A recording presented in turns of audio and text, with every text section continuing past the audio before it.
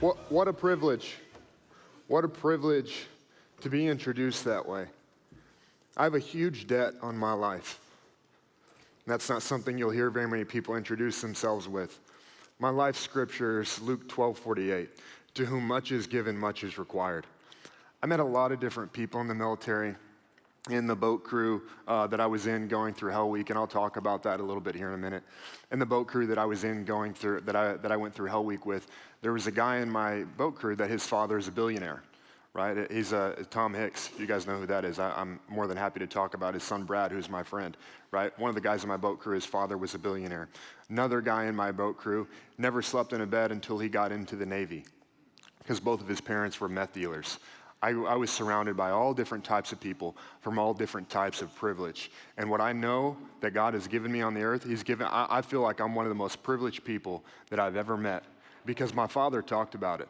You're lucky if you have a dad at this point in life, right? I didn't just have a dad, I had a great dad. I didn't just have one father, I had two fathers. So to whom much is given, much is required. And if you hear anything, if you take anything away from what I talk about today, I hope you'll see some of the privilege that you have and think to yourself, what am I going to do with that? You know, my father talked about it. It was December 2013 was the date. It's a date I'll never forget. December 2013, I want to pick up on the story that he mentioned. December 2013, my helicopters that I was in, that my team was in, took over 300 rounds. Right? I'll never forget that day, but before I talk about it, I think it's very interesting the amount of time that it's been. It's been just over 10 years. December 2023 will be 10 years since that happened, right? We just passed that. You know what 10 years is about? 10 years is a time of testing. I can think in my own life what's happened in the last 10 years, but I also think about this company where, you know, I've been a passenger to what's happened at ID Life for a long time. You know, my family's been a huge part of this, not just my father, Scott, but my cousin, Laura. Where are you at, Laura? Laura, maybe you don't know that, but Laura's my cousin. We grew up together, and I was so excited to see her get to lead this company and see the way that she's shaped it, what she's poured into this business. I'm so proud of you, Laura.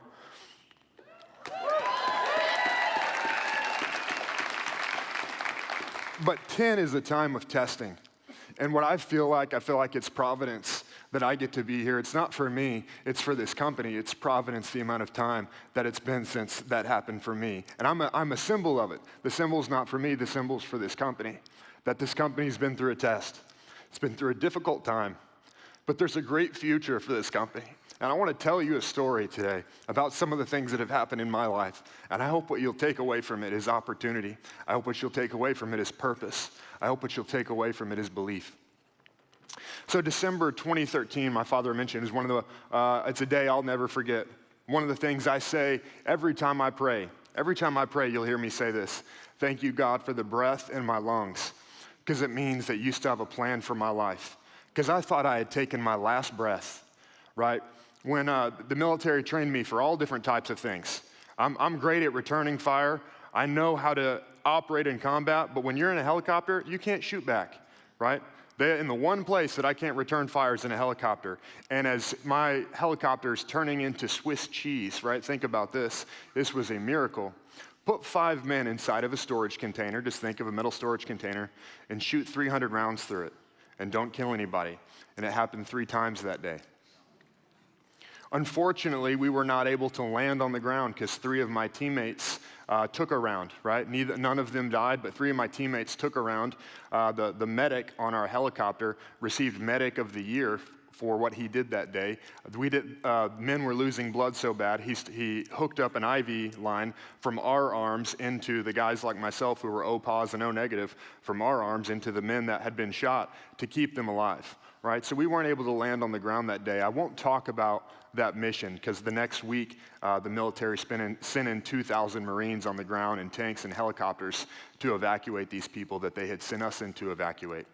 What I do want to tell you, though, is the story leading up to that, because this was my very first mission in the military. And do I have any other veterans in the room? Right? Got some veterans? Keep your hands raised. And if you're a police or firefighter, also raise your hand. All right, thank you.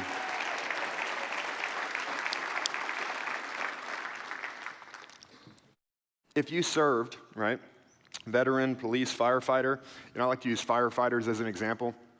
If you're a firefighter, what you want to do is you want to fight fires, right? Like you're not praying for someone to get in a car accident or for their house to get set on fire, but you spend all this time training and preparing. You actually want to go out and do your job, right? And for SEALs, not everyone wants to get shot at, and I don't really want to get shot at either. I'd like to do more of the shooting.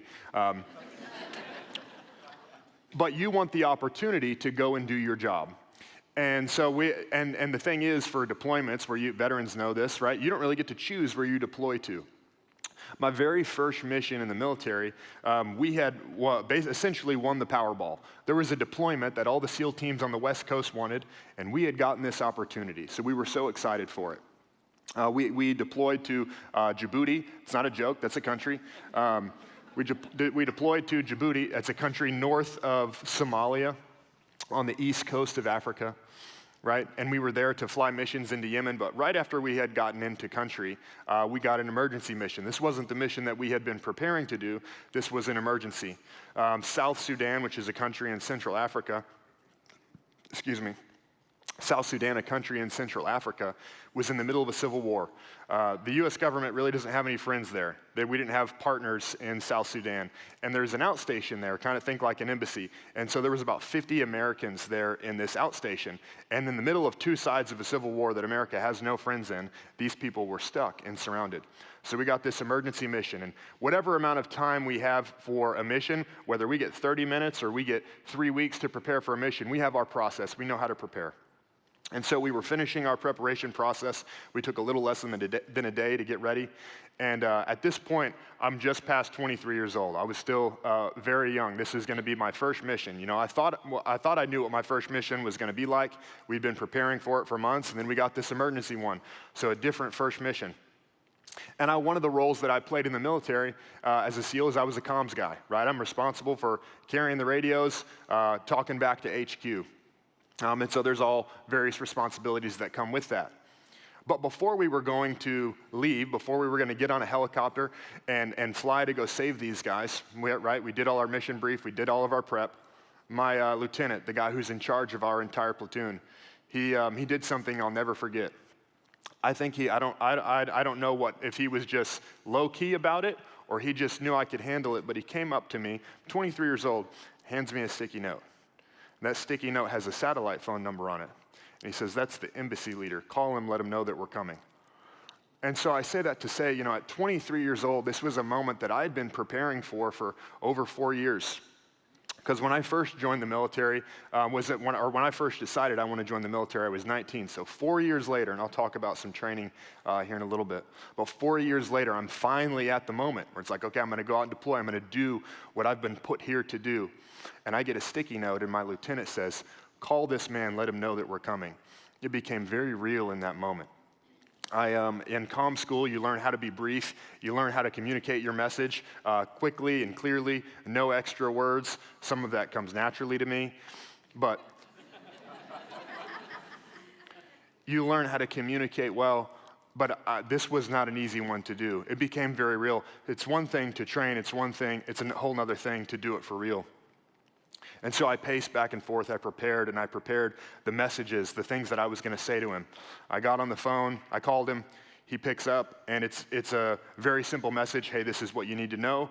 America's coming to get you. I communicate to him. He repeats it back. We've had a great transmission. And then I said, do you have any questions? And I could feel the fear in his voice. I could hear it. He said, please come soon. Right? This man was abandoned. There was no way he was responsible for over 50 other lives, and there was no way for him to get out of that situation.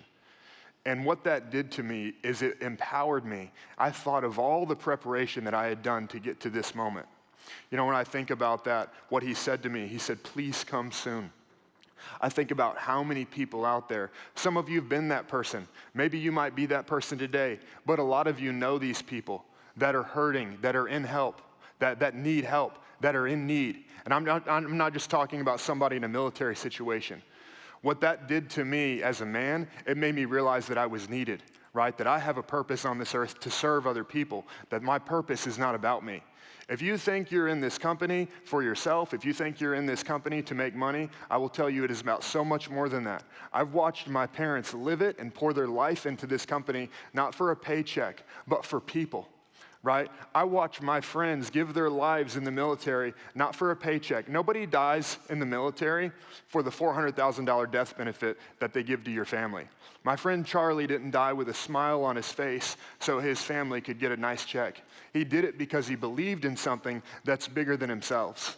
And if you want to live a great life, you're going to have to go beyond yourself. You're going to have to see a bigger purpose in yourself, right? So it's about more than just nutrition. It's about more than just feeling good. You have the opportunity to help people. You have the opportunity to go out and change somebody's life. And you need to hear that, right? I'm telling you this story so you can relate that voice, because there's someone that's waiting for you to show up.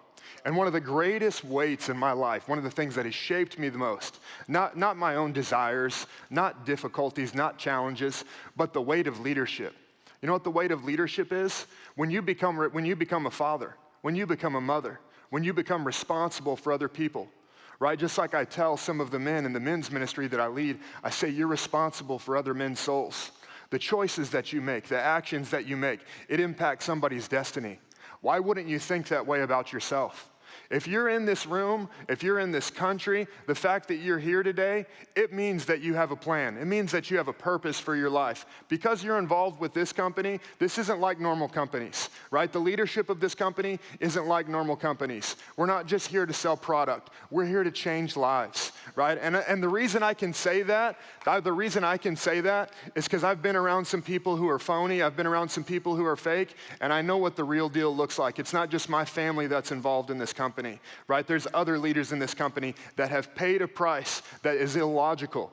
You know what's illogical? Giving your life for someone else. There's nothing logical about that. If your life was about you, as I've heard my pastor say it before, get all you can all you get, and sit on the can. Let me just make as much money as I can and prepare for retirement. Let me tell you, that's a miserable life, right? If you want to live a great life, live your life for other people. If you want to live a miserable life, make it all about you. If it's all about you, you won't have very many friends. If it's all about you, people won't show up for you. If it's all about you, man, just opportunities don't work out. But when you make it about other people, you've got more friends than you could ever have. When you make it about other people, all these opportunities just seem to work out for you. This is the principle of sowing. If you'll continue to give, if you'll continue to sow into other people, that's when you can make a massive impact. So I wanted to tell you that story just here at the start. I wanted to pick up where my father left off and remind you of what this man said to me that I'll never forget. It'll stay in my ears until I die. That he said, please come soon. And he was waiting for someone to show up and change his situation. I know there's people in this room. I can tell you story after story of the people that my dad was that person for them. When my dad showed up in their life, because of the selling product was an opportunity for my dad to show up in somebody's life. And when my dad showed up in their life changed. Not because of the quality of nutrition. The nutrition's fantastic. I've been taking it every day since before it was called ID Nutrition, right? I've been taking the protein. I've been taking all of it. I would die without sleep strips, right? If you don't take sleep strips, you're missing out. It's not about the products. It's about the opportunity to change people's lives. So I hope you'll hear that and you'll walk away with that thought that there's somebody out there waiting for you, right? And it's not just, well, let me go knock on doors. You know what's interesting is those people were in need, and they didn't call the EMS. They couldn't call 911 where they were at. It was America that came to get them, and it was the SEAL teams that went in to get them. We had prepared, right? The weight of leadership will shape you, and it'll change you. When there's a demand on your life, when you know that there's people that need you, you'll wake up differently. You ever snoozed your alarm before? I have. I won't lie to you, but I can tell you I never snoozed my alarm one time when I was on deployment. Because every morning I woke up, and I knew there was a demand on my life. Right? If you'll see this business that way, that there's people that are waiting for you to show up in their life and get their life changed, right? That you'll change because of what this company's done to you. Be a product of the product, as it said. But I don't just mean the nutritional products. Be a product of the leadership that's in this company. Decide to change. And when you'll change, everyone around you will change. I think it's fascinating that, and I'm not saying this to put myself on a pedestal, I think it's fascinating that people keep asking me, how did you do what you did in men's ministry? Well, one, I've had incredible leadership that has shaped me. And then I just did what they told me to do, right? If I just actually live it, if I'll read the word, if I'll do what it says, it inspires just one person to change. I've had so many men say, will you teach me to do what you do? And I said, I can't teach you to get 300 men to show up on a Saturday, but can you find one other person that'll do the same thing that you're doing? Right? There's 2 men that have helped me create the men's ministry and shape it the way that it is today. And they were the first 2 guys that I sat with at a table in a barbecue joint. And I said, I don't know if you see this the way that I do, but let me tell you what I believe. And I told them about what I thought a men's ministry could be. I told them about what I thought following God looked like, and it wasn't half in. I said, I want to serve God the way that I served in the military, and not with people who were halfway in. I wanted to serve, and I want to do everything that I do in my life with people who are dedicated 100%, who will give all that they have. Because anything worth doing, as we say in the Unclebach family, anything worth doing is worth overdoing, right? And if you're going to do this business, do it all the way or don't do it, right? This is an opportunity to change people's lives. So let me go on to the other story I want to tell you. But I hope you'll hear that. There was a man that I called him, and I gave him all the instructions, but I'll never forget what he said to me. He said, please come soon, and there's people that are waiting for you to show up.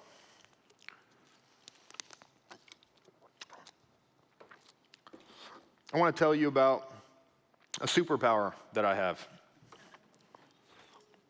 I have a superpower, and no, I'm not crazy. Well, actually, that's not true. I've been called crazy almost my entire life. But my superpower is real, and I'll prove it to you. I don't know if you're like me, but when I was a kid, I dreamed of flying, right? Are there any of those other people out there who wanted to fly? And I think I held on to my dream a little too long, because when I was like 17, I was trying to jump off the highest thing that I possibly could. And I got pretty high, by the way. I got up to about 14 feet, a parking garage that I was jumping off of. But my superpower is not flying, unfortunately. The cool thing about the superpower that I have, it's very different than some of the other superpowers, is that I can teach it to you. Right? Most superpowers in the movies, they're some divine gift, or you get bit by a bug or radioactivity, and you just naturally have this superpower. It's not the way that mine works. But for me to teach it to you, I'm going to have to tell you the story of how I discovered it. I'll say this before I go into it, though, something that you need to understand. It's what I call the burden of knowledge. If I tell you this and you don't change, your life will be worse because of it. So either tune me out or tune in, but if you listen to this and you don't change because of it, I'm not saying that to be coy, I'm not saying that to be funny. If you hear me, you learn this, and you don't change because of it, your life will actually get worse. This started for me when I went to join the military. So I'm going to back up a little bit further from where my father was talking about earlier. When I went to join the military, I didn't tell anyone. Literally didn't even tell my parents. My parents woke up to a letter on my bed, right? They're like, where's Garrett? They're calling me. I'm not answering. If you're a veteran, you know what MEPS is. It's the processing station, right? Where you've got to go through med checks and do all kinds of weird stuff. I won't make any jokes about that, because only half of you will laugh if I tell those jokes. And you sign your contract and all these things. But I left a letter on my bed for my parents that said, look, I'm sorry I won't be home tonight. I've decided to join the military. I'll be back home tomorrow. I'm joining the Navy SEAL program. I'm going through MEPS. We can talk about it tomorrow. I knew, my father, he raised me very differently than a lot of men. And the things that my father and I get to do together, we encourage men to do what he's done for me. Since I was 5 years old, since I was a little boy, he took me almost everywhere with him, right? My father poured a ton into me. And I knew that he believed in me. I knew that there was a part of him that saw that I could do it. But I also knew that I had to make that decision on my own. I absolutely believe, like the word says, in the multitude of counselors, there's wisdom. but purpose had spoken to me, and I also knew that no one would support this decision. No father is going to say, yeah, well, first thing you do in life, why don't you rush off to the most difficult thing that you can do in life, where you could risk your own life and possibly not come home. And so I left a letter for my parents. But after that, I hadn't been telling anyone. But after that, I completely changed. I started telling everyone. Told everyone I knew, this is what I'm going to do. And I'll say a few of my friends and family encouraged me, but it was really interesting. My recruiter, this is where it started. My recruiter, he said, "You're the most arrogant kid I've ever met." Because I literally walked into the Navy recruiter's office. I said, "I need you to write me a SEAL contract." I knew nothing about how the program worked. The first SEALs I ever met were my instructors. I had no mentor. And so I went through the process that they needed me to go, and I went and quickly passed my PST and made it into the program. But I thought that was so interesting. A couple of years ago, my recruiter reached out to me, and what's funny is he said, "I always knew you'd make it." But he had said I was the most arrogant kid that he'd ever met. And there's someone in the Bible that I admire their story, that's Joseph. And Joseph's dream was that his brothers would bow down to him. Go tell people that's your dream. They'll call you prideful. They'll call you arrogant. Don't listen to what people say about your dream. But it wasn't just my recruiter, that was only the beginning. Outside of my friends and family, and some of them were a little bewildered, all I heard over and over again, the nicest thing I heard was, "You're crazy." But then as I got into the program, so I went from December, made that decision. This is December 2009. My parents got a scary letter. June 2010, I was in the Navy. And as I got into the Navy, I was one of the youngest people everywhere I went. And what I heard over and over and over again was, "What are you doing here? You have no chance, Unclebach." I heard it over and over again. I had a leader as I was going through boot camp who made it a point to try and get me to at least say that there was a chance that I wouldn't make it. Because he asked me, he said, "Do you think you'll make it?" And I said, "I know I'll make it." And what I came to find out later was that he had quit in the program, and he couldn't see what I saw. And so I heard it over and over again. And then later I got into this, I got further down the path, and I was in this program called Pre-Buds. This is a bunch of athletic training. SEAL training is 6 months long, but there's the things before, there's things after. I won't bore you with all of the different pieces in the process. But I was in a program before it got really hard. It's an athletic program, and I had an interesting roommate. I won't tell you his name, but I remember his name. And his father was a Navy SEAL. His father was a Master Chief Navy SEAL, and he was the #1 athlete in the class. Basically, as soon as you start the SEAL program, you get ranked in everything that you do, and he was the #1 athlete in the class. And so you'd think if any student had any credibility, that he would. And he told me, literally, he was my roommate, every single day. He said, "Unclebach, you have no chance here." And I got continual discouragement from all these different people around me, right? And that starts to weigh on you after a little while. But let me tell you something a little bit different about me than some of my peers. I wasn't the most athletic. I wasn't the tallest. I wasn't the best really at anything except one event. But here's the one thing I wasn't. Most of my peers came into the Navy, and they were wondering who they were. They were trying to prove their father wrong. They were trying to prove something wrong. They were trying to convince themselves who they were. The one thing that I walked into the Navy with that few other people did was I wasn't looking for a sense of identity. I'd had a father who taught me who I was. I knew who my real father was. And I knew exactly what I'd been put on the earth to do. So when all these people would tell me, "What are you doing here? You have no chance," I'd just say, "Okay, we'll see." I want to fast forward to a little bit later in the story where I was about to go through Hell Week. I was about to go through Hell Week, and Hell Week is this really difficult part of SEAL training. It starts on Sunday night, and it goes all the way to Friday afternoon. You'll run over 200 miles, almost all of that you'll do about 250 miles, almost all of that with a boat on your head. Not by yourself. It's a team of 6 guys underneath a little rubber Zodiac that weighs between 200 and 250 pounds, depending on if you got all the water and sand out of it. So just think about as you're running, Joe Hadachek has a phone book, and he's just smashing it on the top of your head while you're running. That's what it feels like to run with a boat on your head. So Hell Week's a really difficult process. You only sleep 2 hours. once on Wednesday, once on Thursday. And that's because they realized after a few years of doing the program, and by the way, where the program came from, the SEAL started in 1962. Some of the original men who started the SEAL program in 1962 were POWs from World War II, and they learned a lot of great things from Nazi concentration camps being a POW, and said, why don't we incorporate that into our training? That's literally where some of the things in SEAL training comes from. I watched a guy in SEAL training who was helping conduct SEAL training, helping conduct Hell Week. This guy's not a Navy SEAL. He was a medic. And they didn't use very many outside medics. There's SEALs that are medics that'll run Hell Week. But there was, because they needed some extra hands, they brought this medic in. He was just a medic from the Navy. By watching Hell Week, he was vomiting. Only when you've been through something like that do you understand why it's required to put somebody through that. Right? This man who'd never been through the training, he was sick from it made him feel like you can't do that to people, right? Because of his sense of humanity. It's how difficult the program was. But before we started the program, Sunday night, we're sitting in a classroom. We're waiting for Hell Week to start. And let me tell you a secret to pain. This is just a little tidbit. The hardest part of pain is the anticipation of the pain, right? If you got kids that you're going to spank them, just tell them you're going to spank them and send them to their room and let them sit there for 5 minutes, right? All the change that you need to happen is going to happen before the spanking. I'm absolutely for spanking.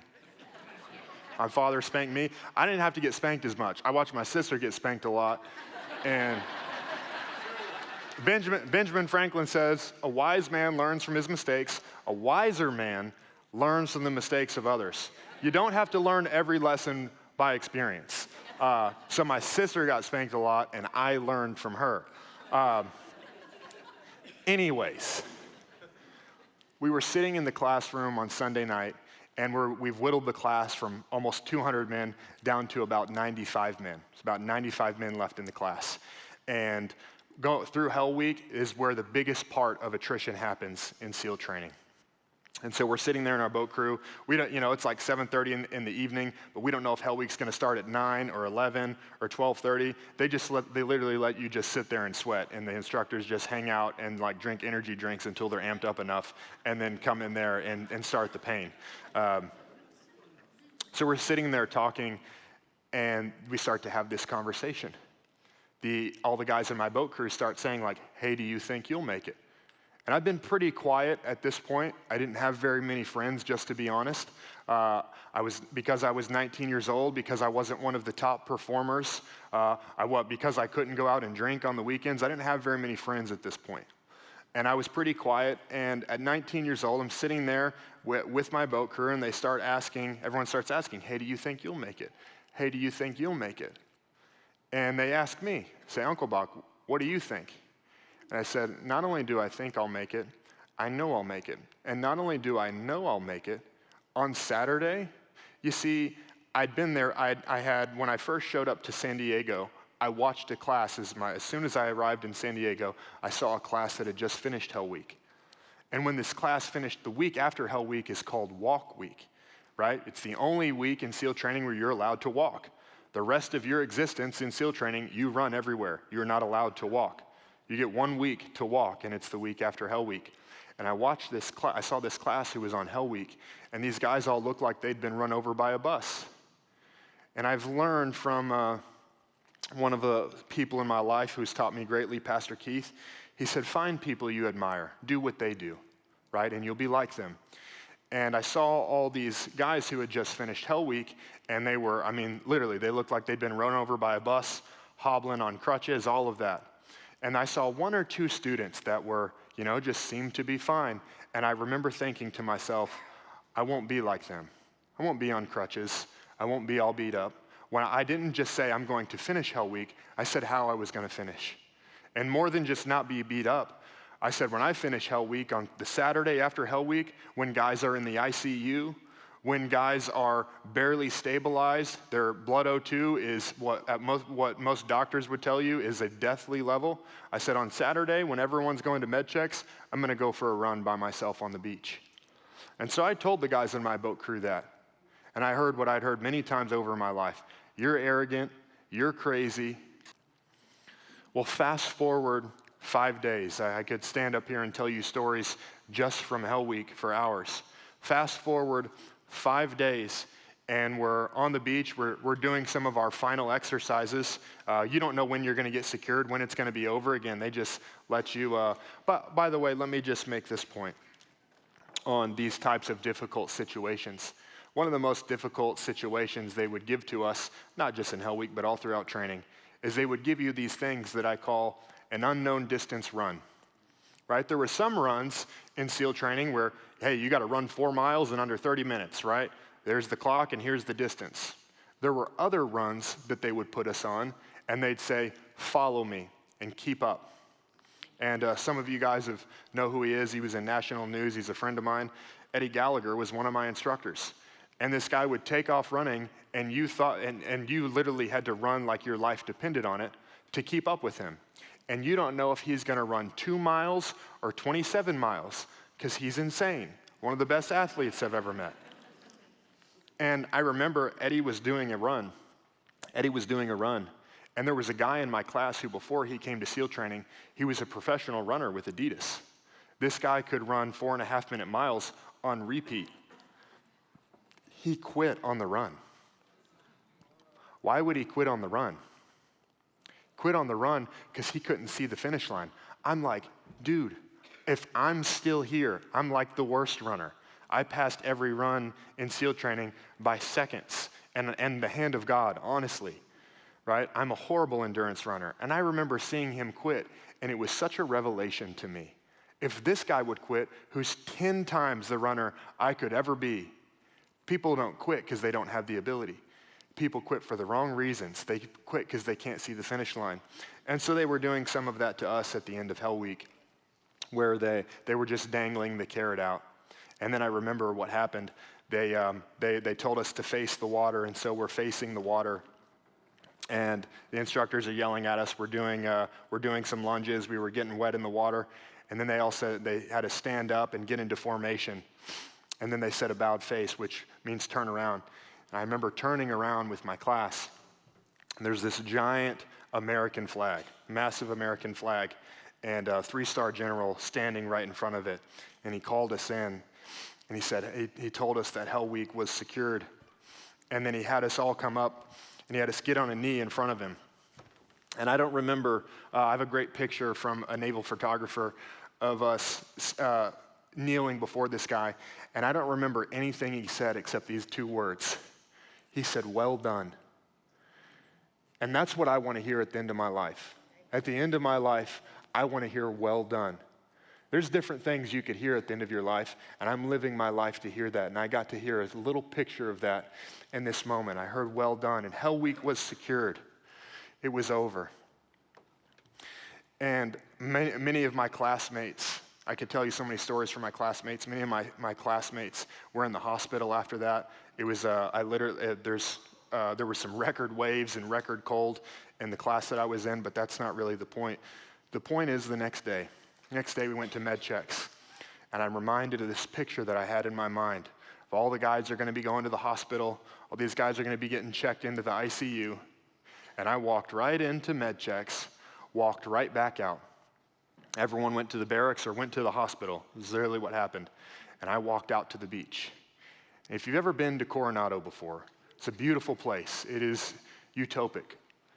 And I ran down the beach. And from the Navy base, I ran all the way down to the rocks in front of the Dell. And it started to hit me. It was a little foggy that morning. And I crawled out on the rocks, and I sat there. And I realized what had just happened in my life.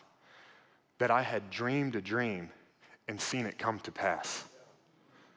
Not by how strong I was or how courageous I was. My superpower is not courage. All of these people had said, there's no way you can do it. You have no chance here. You're not capable. You're not enough. We've all heard that in some way or another in our life. You're not enough. I heard it over and over again. My superpower is not courage. My superpower is perspective. It wasn't about what other people could see. It was about what I saw. Where other people looked at the most difficult training in the world and they said, there's no way you could do it. 9 out of 10 people fail. I looked at the most difficult training in the world and I said, well, 1 out of 10 make it, so it must be possible. You know what you've got to do is you've got to look at your life and begin to say that maybe it's possible that I could change these things. Not just about my business, but about my life. A lot of things in your life have been held from you. Maybe you've quit on things in your life because you stopped seeing it as possible. I looked at SEAL training the same way that Sir Edmund Hillary looked at Mount Everest before anyone had ever done it, and he said, it's possible. I believe that it can be done. The question that you have to ask of your life isn't about what others see. Others will see very different things from you. One of my favorite stories in the Bible is a story of perspective, and I won't tell the whole thing, but 12 spies went into a land, and they came back. 10 spies said there's no way it could be done. Only 2 men came back and said, surely it can be done. They all saw the exact same thing. They'd all had the same experiences, but they had different beliefs. What you see is based upon what you believe. And I want to help you build a great perspective. I've got just a few minutes left, and I'm going to help you build this perspective. There's a foundational philosophy that you've got to have. There's a foundational philosophy that you've got to have if you want to have a great perspective. And I can tell you that some of you right now are starting to doubt my superpower. You're starting to think, maybe this guy's crazy. I could probably split this room by the optimists and the pessimists in the room, or realists, as most pessimists like to be referred to.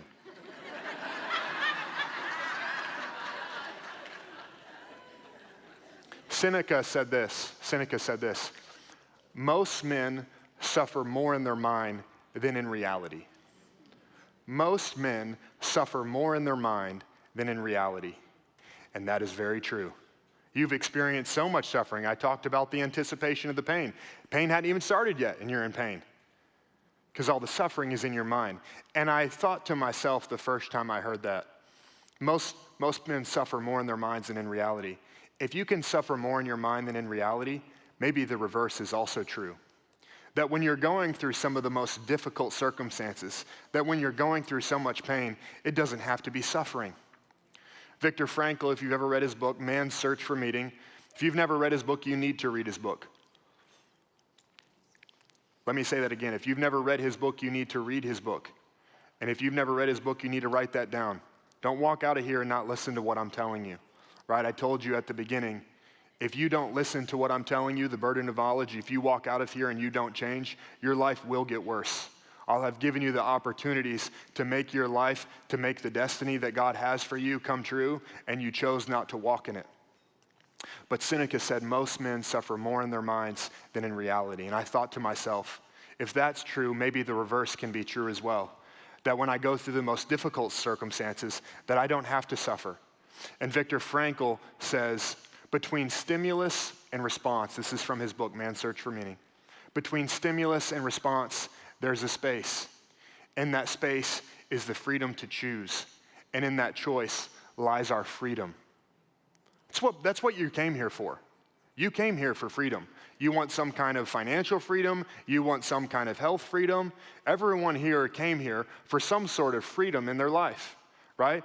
Liberty is something that God has given us and that he wants you to walk in. I want you to have freedom in your life. And you know where that freedom comes from? My pastor taught me this. This is his superpower that I took. So you're going to get 2 superpowers today. He taught me this when I was a little boy. You know, I'm walking this way. I don't want to walk this way anymore. Now I'm going to walk this way. That's called a choice. And for you to understand the power of perspective, you have to know that you have the ability to choose. If you think your choices are dictated by circumstances, this superpower won't work for you. You're a victim of circumstance. I can't help you until you choose to believe this. And one of my favorite quotes in life is this, and I'm helping you see how to be different. Henry Ford said, whether you think you can or you think you can't, you're right. I remember telling that to one of my teachers, how much it had changed my life. And she said, that's stupid. And I said, you're right. It's self-fulfilling. If you disagree with me, it's true. If you want to follow me, it's true for you. Your life can change by your choices, right? So perspective is what you see. Spies went into a land, they saw giants, they saw things that other men couldn't conquer, and they chose to believe in different things, right? They chose to believe in what's possible. Maybe you came here and you've been focused on all of the improbability. Maybe you came here and you've been focused on all of the impossibility. It's time for you to choose differently. You've been walking that way. You don't need to walk that way anymore. It's like one of my favorite movies, The Matrix. You've been down that road before. You know what's at the end of that road. At the end of that road is the misery you came from. At the end of that road is the emptiness that you came from. It's time for you to choose differently. You've chosen maybe some poor perspectives in the past. You need to have a good filter for decision making. My pastor always also taught me this. As you can see, he's a massive influence on my life. Here's a great filter for your perspectives. How's that working for you? My perspectives are serving me well. If you disagree with me, you're welcome to that. But my perspectives have served me very well. So I want to end this time with giving you 3 powerful perspectives in my life. The takeaway I want you to have from today, though, is what do you see? It's about your perspective. If you'll have the right perspective, your life will change. If you have the wrong perspective, you'll stay where you are. But I want to end by giving you 3 perspectives that have massively shaped my life. Number 1, this is called the infinite potential unlock, right? Hopefully your ears are ringing and you're paying attention. Maybe you would like to access some of the greatest potential in your life. So far, every time someone in my life has said there's a 100% chance of failure for you, there's no way that you can do it, they've been wrong. And that is because of the infinite potential unlock in my life. I grew up with parents, like I said, I'm incredibly privileged, and there's a debt on my life, and I'm living to pay it back to both them and to God. Since I was a little boy, I heard this from my parents. God has a great plan for your life. Say that to a 5-year-old, it means nothing. Say that to a 7-year-old, means nothing. Say that to a 12-year-old. Okay, Dad, I get it. God has a plan for my life. Yes, sir. Amen. But I didn't hear it once. I didn't hear it twice. I didn't hear it on my birthday. I heard it all of the time. I heard it consistently. And when I was in that helicopter and bullets were flying by me, what I was reminded of is that God has a great plan for my life. That's purpose. And here's the second thing, right? It's the infinite potential unlock. There's 2 pieces to it. Number 1 is purpose. Number 2 is this. You can have anything you want in your life as long as you're willing to pay the price for it. You've got to decide to become a price payer if you want your life to change. You can have anything in your life as long as you're willing to pay the price for it. That's like what Henry Ford said. If you believe it, it's true. You don't have to have that perspective. I'm trying to give it to you. If you'll take it with you, your life will be very different.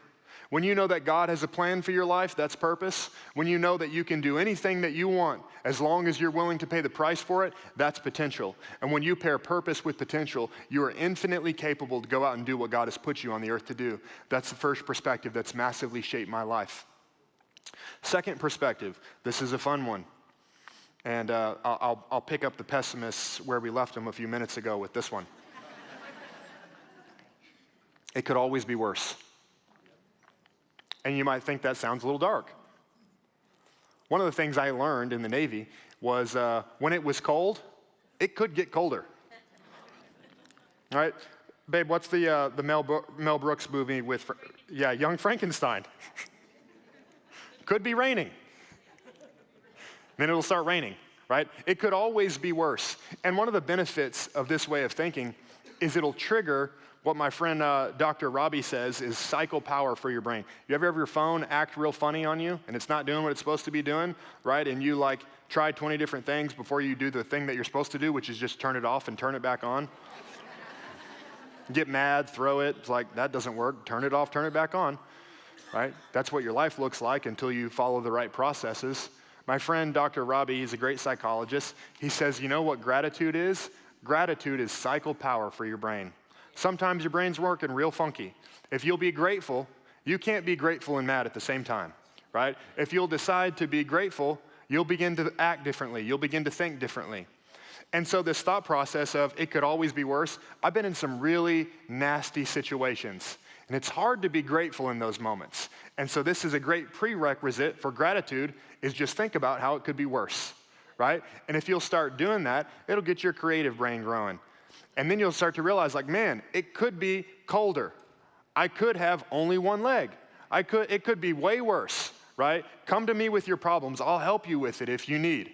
I could tell you how your life is going way better than you think it is. And when you look at it that way, when you start to say it could be worse, you know what it'll also do for you? It'll make you really grateful for the tough times. I remember some of the most difficult moments in the Navy, and I look back at them honestly very fondly because it gave me great perspective.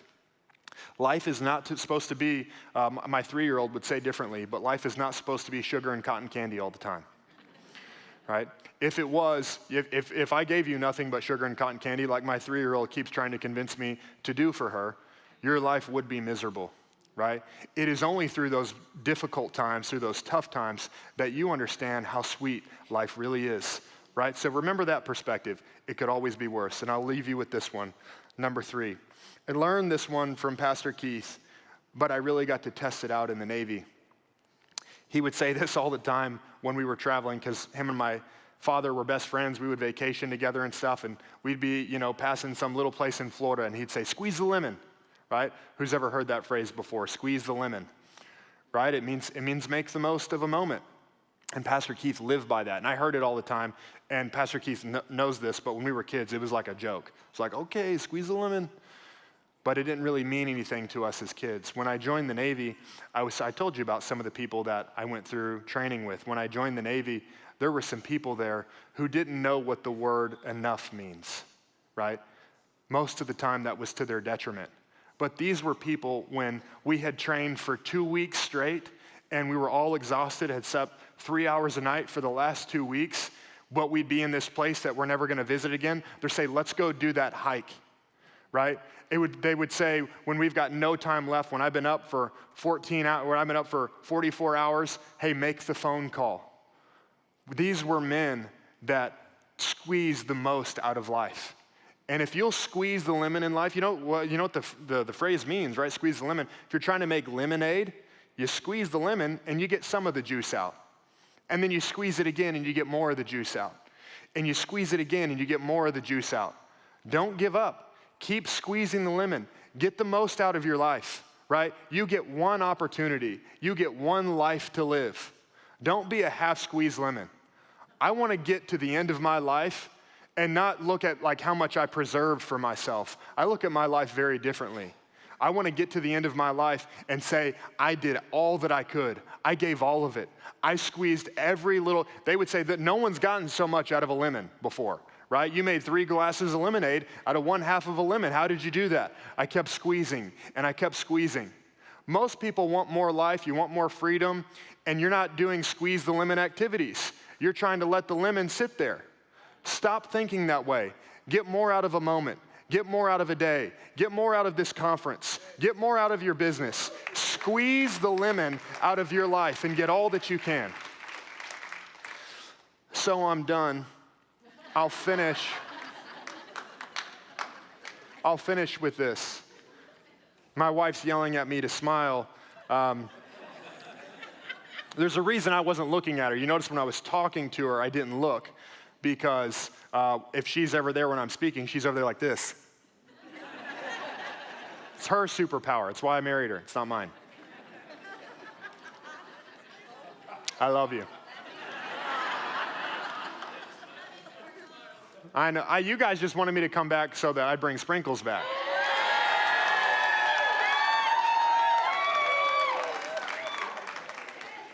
I'll finish with this. Understand the power of perspective. The one question that you need to answer for yourself when you look at your life. I just told you what perspectives have done for me. And you can disagree with me all you want. It affects me none. I came here because I want to help you think differently. I want to help you get more out of life. I want to give you the full life, the greatest life that you could possibly live. I hope that you can know your purpose and walk in it, because every man is seeking his purpose. I've met a lot of intelligent people, I've met some very unintelligent people. I've met some animals that were unintelligent. I've met some animals that were very intelligent. I thought I was hunting an animal until we did a circle and I saw that he had been hunting me. But an animal has never looked at the stars and wondered, why am I here? But you have. You've thought about your life and said, what is the meaning of my life? And so I encourage you to maybe think differently, maybe have a different perspective, because maybe the perspectives that you've chosen, you've walked in a way, and those perspectives have served you poorly. If you'll make one choice, if you'll make a choice to think differently, your life can be completely different. I hope you'll decide that you want all of it. I hope you'll decide to live your purpose, to follow your purpose, and I hope you'll answer the question correctly when you get asked in life, what do you see? It's been a privilege.